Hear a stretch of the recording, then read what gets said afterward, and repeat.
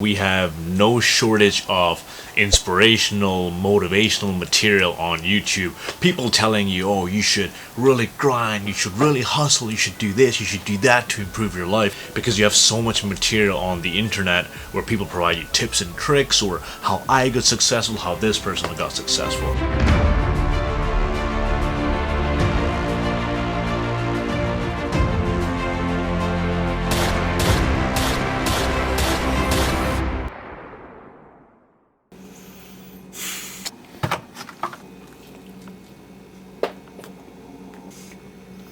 When I was getting into self-help, self-improvement, I was someone who was very anxious, who wanted to become more confident, right? So I started reading a lot of books. In fact, most of the books I have are like how to stop worrying, how to become more confident, all that kind of stuff. So constantly, I would be searching for new information. Okay, how do I become better at networking? How do I become better at public speaking? How do I become better at this, that? What I realize is, of course, when you want to get better at something, you feel like you have to get from point A to point B. Once you're at point B, you're happy, right? That's actually not the case. So for example, for myself, I was like, I don't think I have social skills, so for me to be happy, if I learn social skills, once I learn them, I'll be really happy about it, right?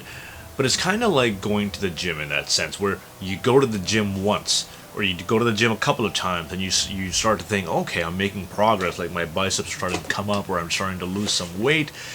But over time, the more time you give yourself, the more you go to the gym, you kind of lose track of that threshold, that end goal, that destination.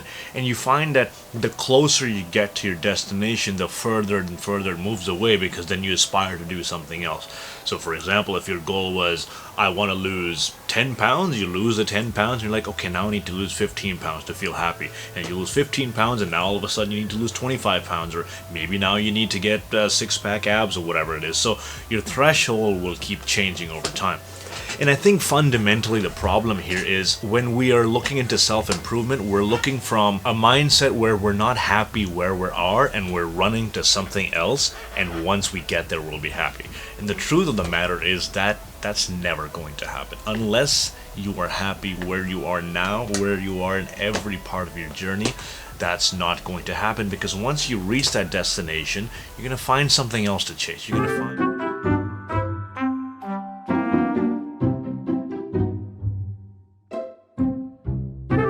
With the internet and with a lot of these books we read, we constantly want more information. Okay, this person, he wakes up at 5 in the morning and that's why he's successful. Oh, you know what? That person, he eats a vegan diet. That's why that person is so successful. And then we keep reading all this information again and again. Every single day we have a new thing we want to do. Oh, this person's doing this. I got to do that. I got to do this. And your mind is so overloaded with this self-improvement things that you want to do everything at the same time.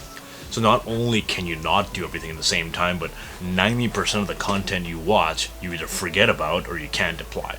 And that's what I was doing. I was just on YouTube day and night, just watching motivational video after motivational video, inspirational video after inspirational video. 90% of that I wouldn't really do. Maybe I would do it for like a day or a week, and then I would find something else, and I want to do that, and I want to do that. So I wouldn't chase one thing for long enough, and then I'd want to experiment, and I would want to do something else. So I would really have to back out of that and pick one thing and do it. So for example, if I choose this person's waking up at 5 in the morning, okay, great. If I want to try that, that's all I'm going to try for the next 30 days. I'm not going to watch any more videos about it. I'm not going to watch any more videos about people trying something else. Pick one thing, do it for a while. And the same thing goes with books. Like if you've got all of these different books, right? I've got these 92 tips of whatever. I have to read this book and apply it before I read the next book. And that's what a problem I had. I would have the book and I would move on to a different book, then I would move on to another book, and I never really get to apply any one of them. And that's one of the problems with self-improvement. You're always looking at some area of your life to improve, and you're looking at so many things at the same time that you can't give 100% focus to one thing.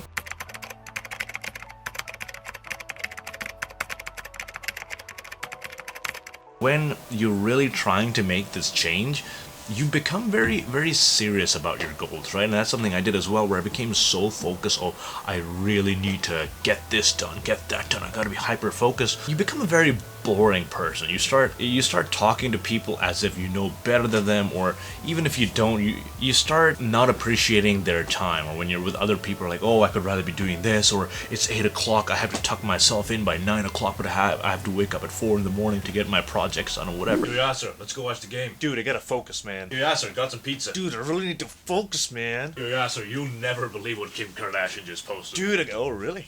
Generally in life, I think that'll make you unhappier, because you'll be making so many sacrifices thinking that you'll be happy once you do this routine. You'll be happy that you ditched all your friends and woke up at 4 in the morning for a year, and the next thing you know is by the end of the year you don't have any friends and you're not any happier either, because you wanted to achieve your goal, but before you even got to your goal, you gave yourself another goal, you gave yourself another goal. You watch people on YouTube and they're a lot more successful than you are, and then you want to be as successful there, and it's just this never-ending spiral, right? So the message I'm giving you here straight is be happy in every single part of the process. Don't pick a destination after which you'll be happy. If you say, if I get better at public speaking, if I get good grades, if I get a job, I'll be happy. No, once you get a job, the job might get stale. You might want a promotion. You might not be happy in that position. You might not be happy in that career.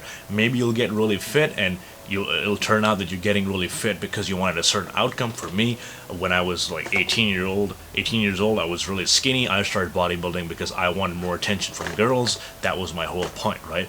And I started gaining weight. I started gaining muscle, and I was like, okay, I'm ready for all the attention. Please, women, give me all your attention. But nothing happened. So even though it's gaining weight, I was looking better, but I wasn't really getting what I wanted.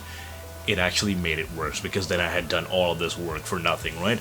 So don't give yourself a destination to get to feel happy. Make yourself feel happy on every single point of the journey. Enjoy your routine, enjoy your workouts, enjoy whatever one thing you pick.